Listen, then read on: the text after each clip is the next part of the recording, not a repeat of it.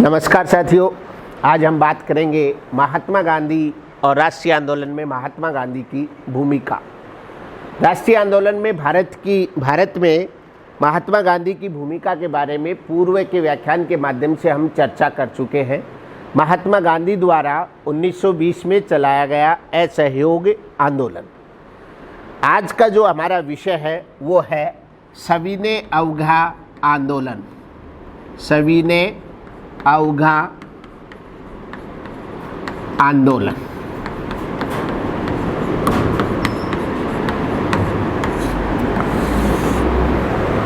इसे civil disobedience और नमक आंदोलन के नाम से भी जाना जाता है।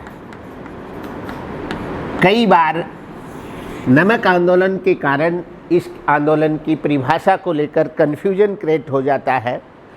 इस आंदोलन का नाम नमक आंदोलन इसलिए पड़ा कि इसकी शुरुआत महात्मा गांधी ने नमक कानून का उल्लंघन करके की थी, यद्यपि इसका दायरा केवल नमक कानून को तोड़ने तक ही नहीं था। सबसे पहले हम समझें इसमें सविनय अवज्ञा का आशय क्या है। सविनय अवज्ञा का आशय क्या है? सविनय विनयपूर्वक, अवज्ञा उल्लंघन करना, यानी ब्रिटिश सरकार के ऐसे कानून जो अन्यायी और शोषणकारी थे, उन कानूनों का नैतिकतापूर्वक अहिंसक तरीके से उल्लंघन करना ही सविनय अवज्ञा था। महात्मा गांधी ने सविनय अवज्ञा का विचार डेविड थोरो से लिया। डेविड थोरो की पुस्तक है सिविल डिसओबीडियंस, जिसका हिंदी रूपांतरण सविनय अवज्ञा।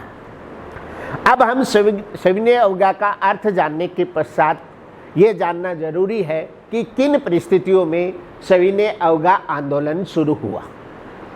आपको ध्यान होगा, असहयोग आंदोलन जब शुरू हुआ था उससे पहले ब्रिटिश सरकार ने भारत शासन अधिनियम 1919 पारित किया था और भारत शासन अधिनियम 1919 के द्वारा भारत में कुछ राजनीतिक सुधार किए गए थे और इस अधिनियम में एक प्रावधान था कि 10 वर्ष के पश्चात ब्रिटिश सरकार एक रॉयल कमीशन गठित करेगी और ये कमीशन इस अधिनियम का मूल्यांकन और विश्लेषण करेगा। 10 वर्ष से पूर्व ही ब्रिटिश सरकार ने भारत की राजनीतिक परिस्थितियों के मद्देनज़र इस अधिनियम का मूल्यांकन करने के लिए साइमन कमीशन का गठन किया और ये साइमन कमीशन जब भारत आया तो भारतीयों ने इसका विरोध किया।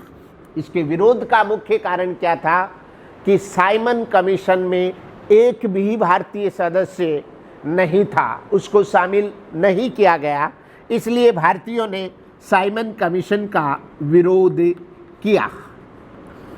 साइमन कमीशन का विरोध करते हुए भारत के एक महत्वपूर्ण क्रांतिकारी आंदोलनकारी लाला लाजपत राय पर लाठीचार्ज हुआ और कुछ दिनों बाद इनका देहांत हो जाता है। इससे भारतीयों में ब्रिटिश शासन के प्रति रोष उत्पन्न होता है। इसके साथ ही इस समय बम्बई के सचिव लॉर्ड बेकिनहेड ने कहा, क्या कहा? लॉर्ड बेकिनहेड ने कहा कि भारतीय इतने योग्य नहीं है कि संविधान निर्माण जैसी महत्वपूर्ण चीज की जिम्मेदारी उनको दी जाए। भारतीयों ने इस लॉर्ड बेकिनहेड की चुनौती को स्वीकार किया और एक सर्वदलीय बैठक बुलाकर के मोतीलाल नेहरू के नेतृत्व में एक समिति का गठन किया जो नेहरू समिति के नाम से जानी जाती है और इस समिति ने एक रिपोर्ट तैयार की। यद्यपि मोतीलाल नेहरू रिपोर्ट लागू नहीं की जा सकी, किंतु मोतीलाल नेहरू रिपोर्ट संविधान निर्माण की दिशा में भारतीयों द्वारा किया गया प्रथम प्रयास माना जाता है। इसी के मद्देनज़र ब्रिटिश शासन धीरे धीरे विश्व में जो आर्थिक मंदी थी वो चपेट में ले रही थी और इस आर्थिक मंदी के दुष्परिणाम भारत में भी ब्रिटिश शासन द्वारा आर्थिक शोषण के रूप में देखने को मिल रहा था। ऐसी परिस्थितियों में महात्मा गांधी ने सविनय अवज्ञा आंदोलन शुरू करने का निर्णय लिया और भारतीय राष्ट्रीय कांग्रेस ने भी महात्मा गांधी को इस बात के लिए अधिकृत कर दिया और महात्मा गांधी ने सविनय अवज्ञा आंदोलन की शुरुआत नमक आंदोलन के रूप में की, नमक कानून को तोड़ करके की। और इसकी शुरुआत कब हुई? आपने नाम सुना होगा, दांडी मार्च।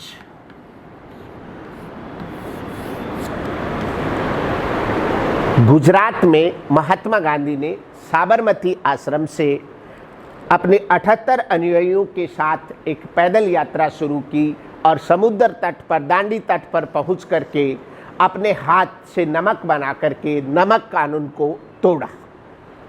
गांधी जी ने इस आंदोलन को शुरू करने के लिए नमक को ही क्यों चुना? इसके पीछे हम ये मान सकते हैं कि जिस प्रकार से हम ये पढ़ते हैं कि गांधी ने भारतीय राष्ट्रीय आंदोलन को किस प्रकार से एक सीमित दायरे से बाहर निकाल करके जन आंदोलन बनाया था, उसी रूप में नमक एक ऐसी चीज़ थी जो हर घर में प्रयुक्त होती थी। इससे महिला, बच्चे, बुजुर्ग, युवा सारे के सारे ब्रिटिश सरकार के इस अन्यायी कानून का विरोध करने के लिए दांडी मार्च निकाला, जिसकी शुरुआत मार्च 1930 और कितने 78 अनुयायियों के साथ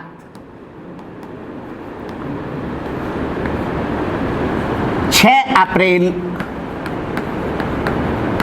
1930 को महात्मा गांधी ने दांडी तट पर, और इस दिन से इस आंदोलन की शुरुआत मानी जाती है। कई बार कंपटीशन के लिहाज से इस प्रश्न पूछा जाता है कि सविनय अवज्ञा की शुरुआत कब हुई, तो इसको लेकर के हम कंफ्यूजन हो जाते हैं। जब दांडी यात्रा प्रारंभ की उस दिन से मान लिया जाता है, लेकिन यह सही नहीं है, क्योंकि जब तक यात्रा थी ना कि किसी ब्रिटिश कानून का उल्लंघन पहली बार कब हुआ?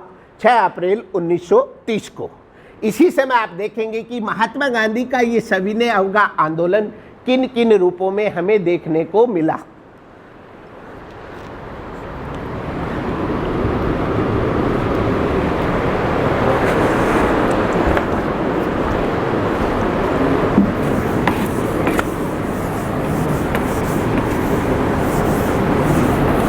जिस प्रकार से उत्तर भारत के अंदर दांडी यात्रा थी, उसी प्रकार से दक्षिण भारत में राजगोपालाचारी के नेतृत्व में नमक यात्रा की गई। ऐसे ही नॉर्थ ईस्ट में असम में मार्च निकाला गया।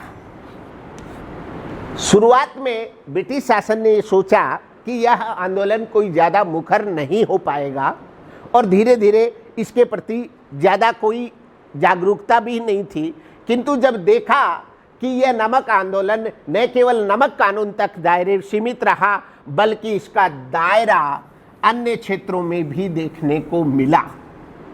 किस रूप में? जगह जगह लोगों ने नमक कानून तोड़ा। उसके अलावा हड़ताल, प्रदर्शन,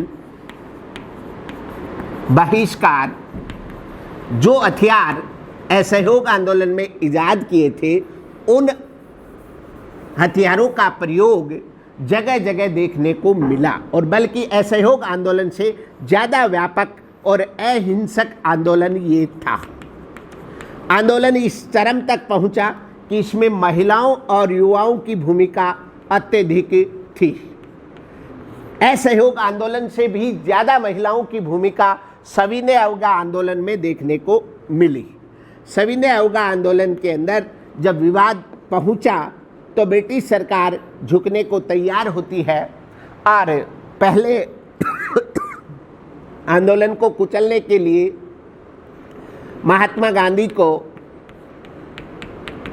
गिरफ्तार कर लिया जाता है और भारत की राजनीतिक परिस्थितियों पर एक गोलमेज सम्मेलन बुलाया जाता है।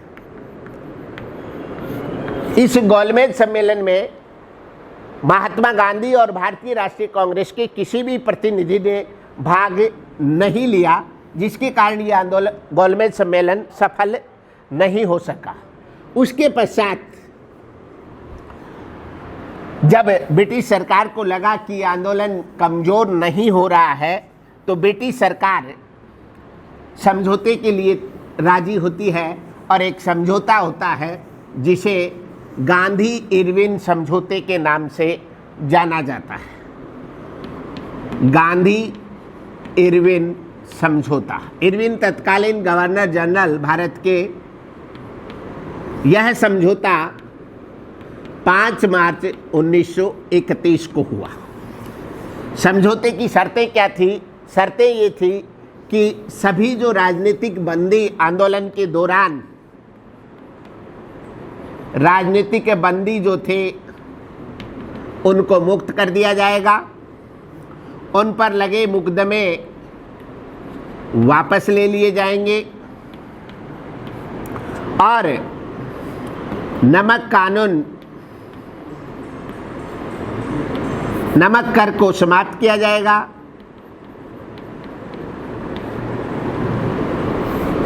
राष्ट्रीय कांग्रेस गोलमेज सम्मेलन में भाग लेगी। ये वो मुख्य शर्तें थी और इन शर्तों के तहत द्वितीय गोलमेज सम्मेलन में महात्मा गांधी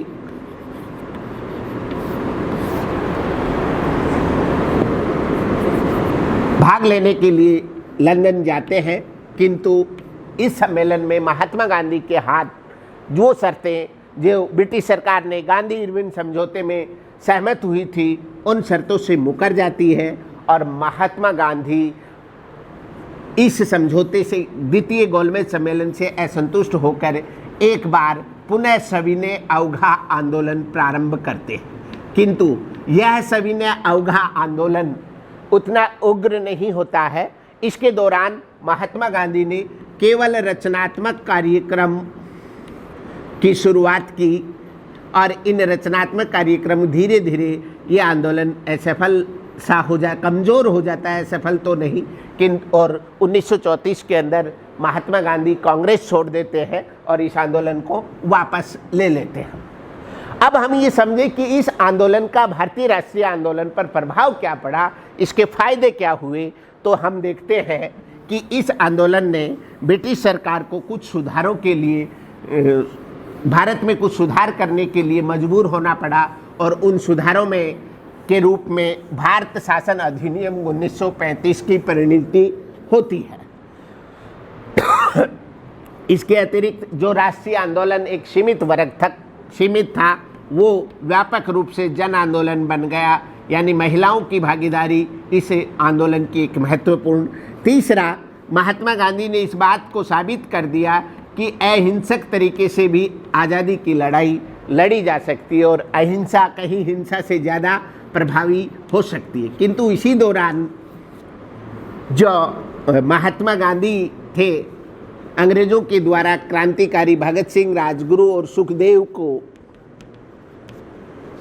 फांसी की सज़ा होती है और महात्मा गांधी उनकी हिंसा के कारण उनका ऐसा माना जाता है कि बचाव नहीं करते हैं, ये ऐसा आरोप है।